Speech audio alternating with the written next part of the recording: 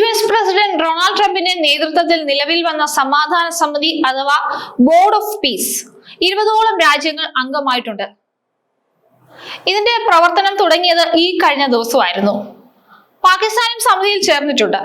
ട്രംപിന്റെ സമാധാന സമിതിയിൽ പാകിസ്ഥാൻ അംഗമായതിനെതിരെ വലിയ രീതിയിലുള്ള വിമർശനങ്ങളും രാഷ്ട്രീയ തർക്കങ്ങളുമാണ് ഇപ്പോൾ നടക്കുന്നത്. ഇസ്രായേലാണ് പാകിസ്ഥാനെതിരെ ഇപ്പോൾ രംഗത്ത് വന്നിരിക്കുന്നത്. നിരവധി രാജ്യങ്ങൾ ഒപ്പിട്ടെങ്കിലും പാകിസ്ഥാൻ അംഗമാകുന്നതിനെയാണ് ഇസ്രായേൽ എതിർക്കുന്നത്. ദാവോസിൽ നടന്ന ലോക സാമ്പത്തിക ഫോറത്തിൽ വെച്ചാണ് രാജ്യങ്ങൾ ഉടമ്പടിയിൽ ഒപ്പിട്ടത്. പാകിസ്ഥാന് വേണ്ടി പ്രധാനമന്ത്രി ഷെഹബാസ് ഷെരീഫാണ് ഉടമ്പടിയിൽ ഒപ്പുവെച്ചത്. സമാധാന സമിതിയുടെ ഉടമ്പടിയിൽ പാകിസ്ഥാൻ പ്രധാനമന്ത്രി ഒപ്പുവെച്ചതാണ് ഇപ്പോൾ ഇസ്രായേലിനെ പ്രകോപിപ്പിച്ചിരിക്കുന്നത്. അതോടുകൂടിയാണ് വിവാദങ്ങൾ പുകഞ്ഞു തുടങ്ങിയത്.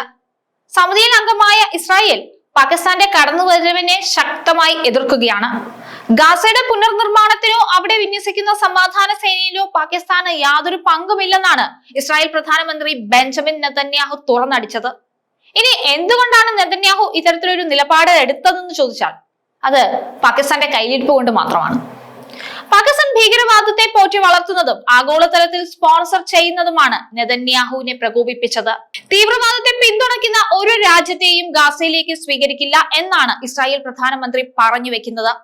ഹമാസിനെ പോലെയുള്ള സംഘടനകളെ പരസ്യമായും രഹസ്യമായും ഒക്കെ പിന്തുണയ്ക്കുന്ന നിലപാടുള്ള പാകിസ്ഥാൻ സമാധാന സമിതിയിൽ വരുന്നത് ലക്ഷ്യത്തെ തന്നെ തകർക്കുമെന്നാണ് ഇസ്രായേൽ കരുതുന്നത്. സമാധാനത്തിനായി രൂപീകരിച്ച സമിതി ഇപ്പോൾ വലിയൊരു രാഷ്ട്രീയ പോർക്കളമായി മാറിയിരിക്കുകയാണെന്ന് ചുരുക്കം. ഭീകരവാദത്തെ അനുകൂലിക്കുന്നവർക്ക് സമാധാനത്തിന്റെ വെള്ളരിപ്രാവുകളാകാൻ കഴിയില്ലെന്ന ഇസ്രായേലിന്റെ നിലപാട് ലോകരാജ്യങ്ങൾക്കിടയിൽ പാകിസ്ഥാനെ കൂടുതൽ പ്രതിരോധത്തിലാക്കുകയാണ്. ഒരു വശത്ത് സമാധാന കരാറുകളിൽ ഒപ്പിടുകയും മറുവശത്ത് ഭീകരവാദികളെ സംരക്ഷിക്കുകയും ചെയ്യുന്ന പാകിസ്ഥാന്റെ ഇരട്ടത്താപ്പാണ് ഇപ്പോൾ ലോകത്തിന് മുന്നിൽ തുറന്നു കാട്ടപ്പെട്ടിരിക്കുന്നത്. തീവ്രവാദത്തെ ഒരു ഭരണകൂട നയമായി കൊണ്ടു നടക്കുന്നവർക്ക് എങ്ങനെ സമാധാന ദൗത്യങ്ങളിൽ പങ്കാളിയാകാൻ കഴിയുമെന്ന ഇസ്രായേലിന്റെ ചോദ്യത്തിന് പാകിസ്ഥാൻ മറുപടി പറയേണ്ടിയിരിക്കുന്നു. ലോകവേദികളിൽ മാന്യത ചമയാൻ പാകിസ്ഥാൻ ശ്രമിക്കുമ്പോഴും അന്താരാഷ്ട്ര സമൂഹം സംശയ ദൃഷ്ടിയോട് തന്നെയാണ് പാകിസ്ഥാനെ നോക്കിക്കാണുന്നത്. ലഷ്കർ ഇ തോയ്ബയും ജയ്ഷ മുഹമ്മദും പോലുള്ള കൊടും ഭീകര സംഘടനകൾക്ക് താവളമൊരുക്കുന്ന ഒരു രാജ്യം ഗാസയിൽ സമാധാനം കൊണ്ടുവരുമെന്ന് വിശ്വസിക്കുന്നത് വിരോധാഭാസമാണ്. ഭീകര സംഘടനകളെ പിന്തുണയ്ക്കുന്നവരെ വിശ്വസിക്കാൻ കഴിയില്ല. സ്വന്തം മണ്ണിലെ ഭീകരവാദത്തെ ഇല്ലാതാക്കാൻ കഴിയാത്ത പാകിസ്ഥാൻ മറ്റൊരു രാജ്യത്തിന്റെ പ്രശ്നങ്ങൾ പരിഹരിക്കാൻ ഇറങ്ങിത്തിരിക്കുന്നത് അന്താരാഷ്ട്ര തലത്തിൽ പരിഹാസ്യമാവുന്ന പ്രവൃത്തി തന്നെയാണ്. ഇതൊരു ഒറ്റപ്പെട്ട സംഭവമല്ല. പാകിസ്ഥാന്റെ പരാജയപ്പെട്ട വിദേശ നയത്തിന്റെയും ഭീകരവാദത്തോടുള്ള ആഭിമുഖ്യത്തിന്റെയും ഫലമാണിത്. സമാധാന സമിതിയുടെ ഭാഗമാകാൻ പാകിസ്ഥാൻ കാണിച്ച ആവേശം സ്വന്തം രാജ്യത്തെ ഭീകരവാദം അവസാനിപ്പിക്കാനായിരുന്നു കാണിക്കേണ്ടിയിരുന്നത്. ഭീകരവാദത്തിന്റെ വിത്തുകൾ വിതയ്ക്കുന്നവർക്ക് സമാധാനത്തിന്റെ ഫലം കൊയ്യാൻ കഴിയില്ലെന്ന ശക്തമായ താക്കീതാണ് ഇസ്രായേൽ ഇവിടെ നൽകുന്നത്. സമാധാനത്തോടുള്ള ആത്മാർത്ഥതയല്ല, മറിച്ച് സമിതിയുടെ ഭാഗമാകുന്നതിലൂടെ ലഭിക്കാവുന്ന സാമ്പത്തിക സഹായങ്ങളും നയതന്ത്ര പരിരക്ഷയുമാണ് പാകിസ്ഥാനെ ഇതിലേക്ക് എത്തിച്ചിരിക്കുന്നത്. ട്രംപിന്റെ സമാധാന സമിതിയിൽ അംഗമാകുന്നത് പാകിസ്ഥാൻ ആത്മാർത്ഥതയോടുകൂടിയല്ല.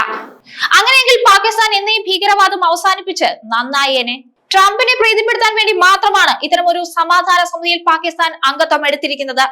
ഭീകരവാദത്തോടുള്ള മൃദു സമീപനവും ഇരട്ടത്താപ്പും പാകിസ്ഥാന്റെ അന്താരാഷ്ട്ര പ്രതിച്ഛായയെ എത്രത്തോളം ബാധിച്ചിരിക്കുന്നു എന്നതിന്റെ ഒടുവിലത്തെ ഉദാഹരണമാണ് സമാധാന സമിതിയിലെ ഇപ്പോഴത്തെ തർക്കങ്ങൾ.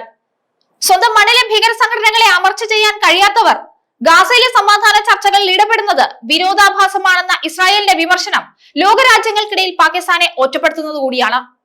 സമാധാനത്തിന്റെ മുഖംമൂടി അണിഞ്ഞ് സാമ്പത്തിക ലാഭത്തിനായി പാകിസ്ഥാൻ നടത്തുന്ന ഈ നീക്കം കയ്യിലിരിപ്പ് കൊണ്ട് തന്നെ പരാജയപ്പെടുമെന്നാണ് വിലയിരുത്തപ്പെടുന്നത്. അന്താരാഷ്ട്ര സമൂഹം സംശയത്തോടുകൂടി വീക്ഷിക്കുന്ന പാകിസ്ഥാന്റെ സാന്നിധ്യം ട്രംപിന്റെ സമാധാന സമിതിയുടെ വിശ്വാസ്യതയെ തന്നെ ചോദ്യം ചെയ്യുന്ന സാഹചര്യമാണ് നിലവിൽ ഉണ്ടായിക്കൊണ്ടിരിക്കുന്നത്. ഭീകരതയുടെ വിത്തുകൾ പാകുന്നവർക്ക് സമാധാനത്തിന്റെ വിളവെടുക്കാൻ കഴിയില്ലെന്ന ശക്തമായ സന്ദേശമാണ് ഇവിടെ നൽകപ്പെടുന്നത്.